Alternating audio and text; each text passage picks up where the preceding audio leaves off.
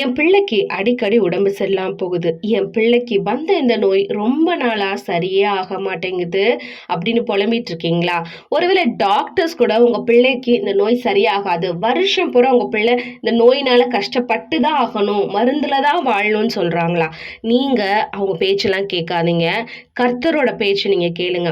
கர்த்தர்ட்ட நம்ப அவரோட வார்த்தை பைபிள்ல இருக்க வார்த்தைய அறிக்கையிட்டு ஜெபம் பண்ணும்போது கண்டிப்பா அவர் உங்க பிள்ளைங்களுக்கு சுகத்தை கொடுக்க வல்லவரா இருக்காரு. ஒருவேளை நீங்க அதை விசுவசிச்சீங்கன்னா வந்து என் கூட ஜெபம் பண்ணுங்க. இந்த ஜெபத்தை நீங்க டெய்லி விசுவாசமா செய்ய செய்ய செய்ய உங்க பிள்ளைக்கு எப்படிப்பட்ட நோயா இருந்தாலும் அதை குணப்படுத்த நம்ம தேவன் வல்லவரா இருக்காரு. வாங்க செபிக்கலாம்.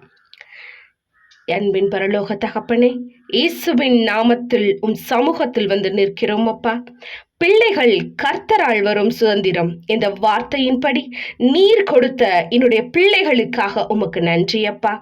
பெற்றோர்களாகிய நாங்கள் கோபத்தினாலோ விளையாட்டுத்தனமாகவோ எங்கள் பிள்ளைகளுக்கு எதிராய் பேசின வார்த்தைகள் அனைத்தையும் தகப்பனே உமது நாமத்தால் ஒன்றுமில்லாமல் போவதாக சுவாமி.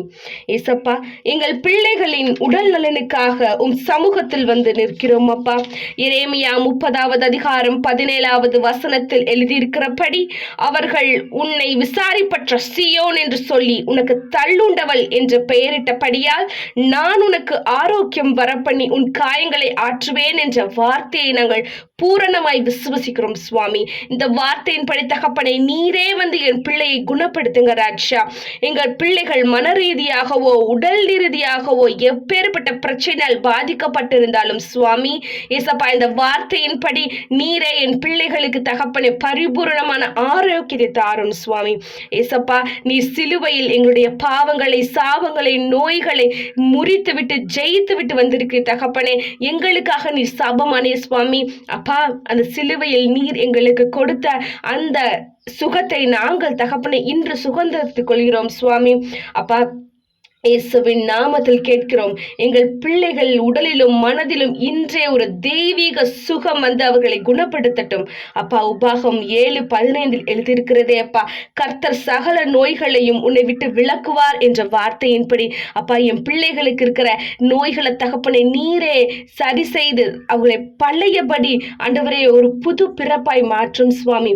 நீர் அப்படி செய்ததற்காக உமக்கு கோடி நன்றி ஆண்டவரே. இந்த ஜெபத்தை இயேசுவின் நாமத்தில் ஏறெடுக்கிறோம் ஜீவனுள்ள நல்ல தகப்பனே, ஆமென். உங்களுக்கு இந்த வீடியோ பிரயோஜனமா இருந்தா அதை லைக் பண்ணுங்க. யாருக்கு நீங்க தேவை நினைக்கிறீங்களோ அவங்க கூட ஷேர் பண்ணுங்க. God bless you.